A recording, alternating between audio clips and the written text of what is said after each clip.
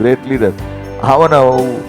அவனை கொண்டு போய் காட்டில் உட்கார வச்சு அவனை ட்ரெயின் பண்ணி அவன் இருக்கிறதெல்லாம் பிடிங்கிட்டு கையில் ஒரு குச்சியை கொடுத்துட்டு அனுப்பிச்சு விட்டான். நான் உன்னை செலக்ட் பண்ணிட்டேன், நீ போயிட்டு வா. எப்படி நான் குச்சினால விடுவிப்பாய். இது எந்த ஞானமா? இது நம்மளுக்கு யாருக்குமே ஒத்து வர முடியாது. என் வசந்தான் உன் கையில் ஒரு குச்சியை கொடுத்துட்டு ஊழியம் செய்ய அனுப்பிச்சிட்டா நான் என்ன பண்ணுவேன்? பைபிளும் கிடையாது, கையில் எதுவுமே இருக்காது, வெறும் ஒரு குச்சியை கொடுத்து அனுப்பிச்சிட்டாருன்னா அவன் கையில் எதுவுமே இல்லை. அதுக்காக பைபிளும் எழுதப்படல, ஹிஸ்டரி தெரியாது, ஒன்று எதுவுமே இருக்காது, வெறும் ஒரு குச்சியை கொடுத்து அனுப்பிச்சிட்டாருன்னா அவன் கையில் எதுவுமே இல்லை. அதுக்காக பைபிளும் எழுதப்படல, ஹிஸ்டரி தெரியாது, ஒன்று தெரியாது. அவருக்கு தெரிஞ்சதெல்லாம் எஜிப்டில் கற்றுக்கிட்ட ஞானம்தான். அதுவும் போச்சு, அதுவும் இல்லைன்னு சொல்லி. ஆனால் அவன்கிட்ட தாகம், அவர் மேலே வச்சிருந்த தாகம் ஒண்டி போல. அதை கெட்டிமாக பிடிச்சிட்டு இருந்தான், அவரை கெட்டியாக பிடிச்சிக்கிட்டான். அதனால கடைசியில் அவன் கூட என்னை கர்த்தாவே போதும், இவங்களோட தாங்க முடிக்க முடியலன்ற லெவலில் கொண்டு விட்டானுங்க. யூதர்கள் அடையாளத்தை கேட்கிறார்கள். யூதர்கள் இன்னைக்கும் அடையாளம் தான் கேட்குறாங்க. சோபி ஈட்டுன்னு ஒரு சேனல் இருக்குது, பார்த்துருப்பீங்களா தெரியல. அந்த ஆள் உட்காந்து டெய்லி பிரசங்கம் பண்ணுவான்பா. அந்த ஆள் ஹீஸ் அ ஜூ. அவன் போய் அவன் வேலையே இருந்தாமா, ஆஃபீஸில் 2 பேரோ 3 பேரோ தான்.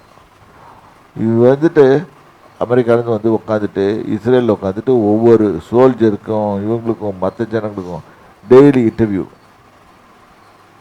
தனாக் என்ன சொல்லுது, இது என்ன சொல்லுது, இது என்ன சொல்லுது, இது மாதிரி ஃபுல்லாக அவங்கள ஆர்கியூ பண்ணி கடைசியில் ஒரு ஆத்மா பிடிச்சிட்டு வருவான்.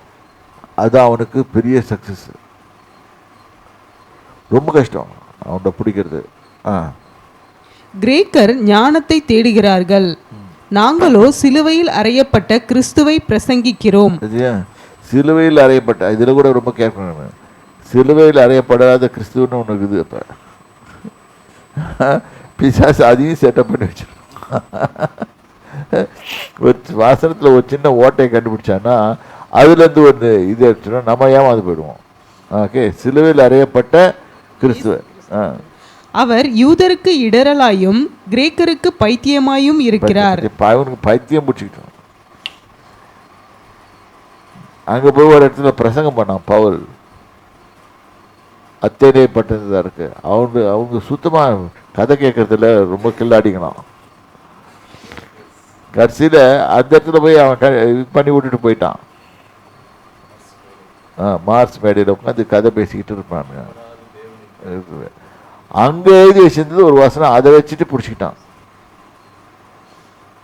பிடிச்சி அவனுக்கு, ஏனென்றால் இப்போ கிறிஸ்து அவனுக்குள்ளே இருக்கிறாரு, அவனுடைய நாலேஜ் இல்லை, அவன் நாலேஜை பயன்படுத்தலை. ஆனால் ட்ரிக்ஸ் யூஸ் பண்ணுறான், யூசஸ் த ட்ரிக்ஸ்.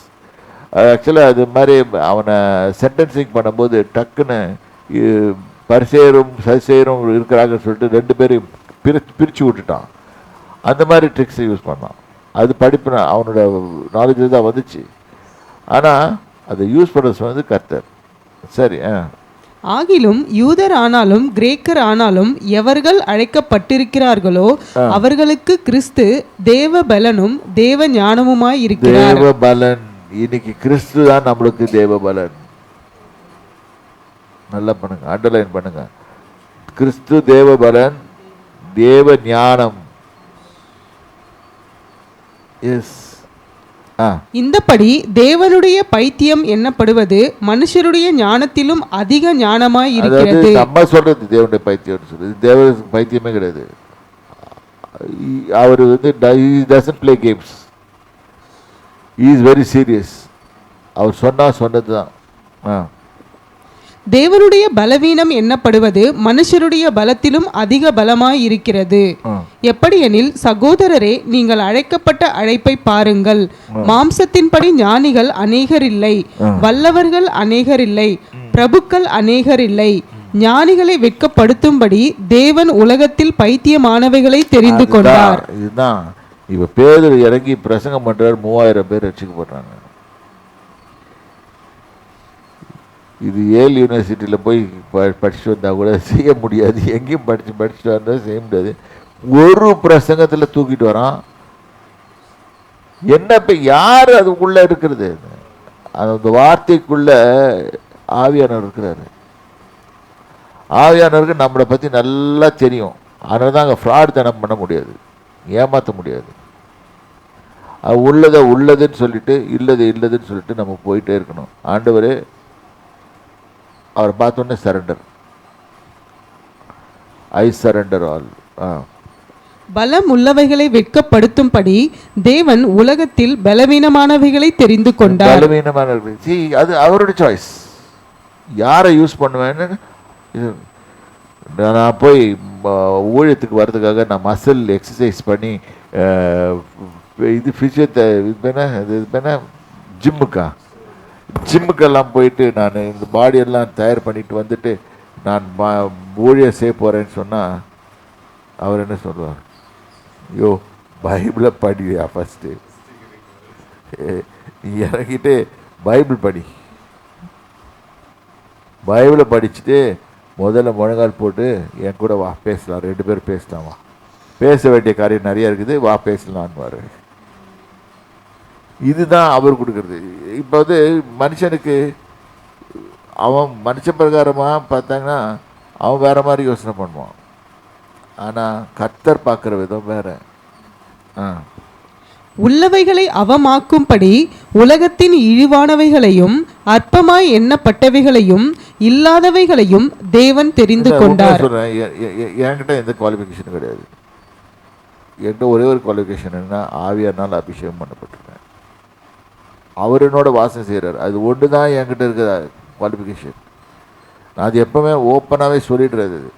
நான் வந்து படிக்கலை, இது படிக்கலைன்னு சொன்னால் எஸ், உலக பிரகாரமாக படித்தேன். ஆனால் வந்து I never went to Bible college and theology எல்லாம் படிக்கலை. இதெல்லாம் படிச்சுட்டு வரணுன்னு. ஆனால் அன்றைக்கி போய் பிரசங்கம் பண்ணுறதுன்னா 500 பேருக்கு வந்து பிரசங்கம் பண்ணேன். அன்றைக்கி பார்த்திங்கன்னா அத்தனை பேர் க்யூ கட்டிட்டு வந்து ஜெபம் பண்ண வரோம். ஏன்? அவங்களுக்கு தெரியுது. ஒன்றுமே பேசலை, நான் சாதாரணமாக பேசிட்டு வந்தேன். ஆனால் என்னென்னா, கிறிஸ்துவை பற்றி பிரசங்கம் பண்ணிட்டு வந்தேன். அவங்க தன்னால் இழுத்துட்டு வராங்க. ஏன் வராங்கன்னு அவங்களுக்கு தான் தெரியும். அப்போ உங்கள் அழைக்கப்பட்டவர்களின் அழைப்பை நோக்கி பாருங்கள். மாம்சமான எவனும் தேவனுக்கு முன்பாக பெருமை பாராட்டாதபடிக்கு அப்படி செய்தார். Very good. இதுதான் கர்த்தர் சொல்றாரு. நீ உன்னால நீ பெரியவன் ஆகல. பவுல் அப்போஸ்தலன் அவ்வளவு அவன் பயன்படுத்தப்பட்டான். சேவான வேலைக்காரன் தான். he was called to be a வேலைக்காரன். ஆனால் அவன் அதிகமான பேரை ஹீல் பண்ணிட்டு போயிட்டான். என்னவா? பந்து அது விசாரிப்புக்காரன் தான் இருந்தாங்க. ஆனால் காட் யூஸ்ட் ஹிம் மைட்டலி. எல்லாருக்கும் எல்லாமே வரும். அவர் செலக்ட் பண்ணுற யூஸ் பண்ணுறாரோ அவர் யூஸ் பண்ணிட்டு போகிறாரு. நம்ம அதை பற்றி நம்ம கவலைப்பட வேணாம். அந்தபடி நீங்கள் அவராலே கிறிஸ்து இயேசுவுக்கு உட்பட்டிருக்கிறீர்கள். எழுதி இருக்கிறபடி மேன்மை பாராட்டுகிறவன் கர்த்தரை குறித்தே மேன்மை பாராட்டத்தக்கதாக. போதும் மேன்மை பாராட்டுகிற. இதுதான் எரேமியால எழுதியிருக்கு, எல்லா அதிகாரத்திலையும் எழுதியிருக்கு. மேன்மை பாராட்டணும்னா கர்த்தரை குறித்து மேன்மை பாராட்டணும். நீதியும் பூமியிலே நீதியும் நியாயத்தையும் செய்கிற தேவன் ஒரு உருண்டு என்றும் அவர் இன்றைக்கும் அரசாளுகிறார். அவர் தான் பூமியை அரசாளுகிறார். இங்கே பூமியில் கொண்டு இருந்திருக்க ராஜாக்களை வைக்கிறது அவர் தான், எடுக்கிறது அவர் தான். இதை பற்றி நம்ம அறிஞ்சிக்கிட்டோம்னா நம்ம இல்லாட்டி குறை சொல்லிட்டு இருப்போம். நம்ம ஊரில் ஜிஏ கூட கொண்டு வச்சிட்டாரு. அது அவர் தான் வச்சது. நம்ம இன்னைக்கு குறை சொல்லிட்டு உட்காந்துட்டு இருப்போம். ஆனால் என்ன பண்ணுறது? அவருக்கு தன்னுடைய காயின்ஸை மூவ் பண்ணிட்டோம். உலகத்தை he knows how to propel. அதுதான் பின்னால் வசனம் போட்டிருக்கோம். Is wisdom. அவரே என்னுடைய விஸ்டம் ஆயிட்டாருன்னா நம்ம பேசாமல் இருந்துருவோம். அவரே தேவனால் நமக்கு ஞானமும் நீதியும் பரிசுத்தமும் மீட்புமானார். He is my holiness. நீங்க வேற ஹோலினஸ் தரிச்சுக்கிட்டு நான் போய் பேய்கிட்ட போய் சண்டை போடுறேன்னு சொன்னா பின்னி பெடல் எடுத்துட்டு போயிடுவான். அடுத்தது he is my salvation and he is my righteousness. என்னுடைய கிறிஸ்து தான் என்னுடைய ரைச்சஸ்னஸ், நீதி. அடுத்தது என் ஞானம், விஸ்டம். அப்ப அவர் உள்ள இருந்த இது அப்படியே நமக்குள்ள வரணும். We need Christ every moment of our life through the Holy Spirit. இல்லாட்டா we end up losing.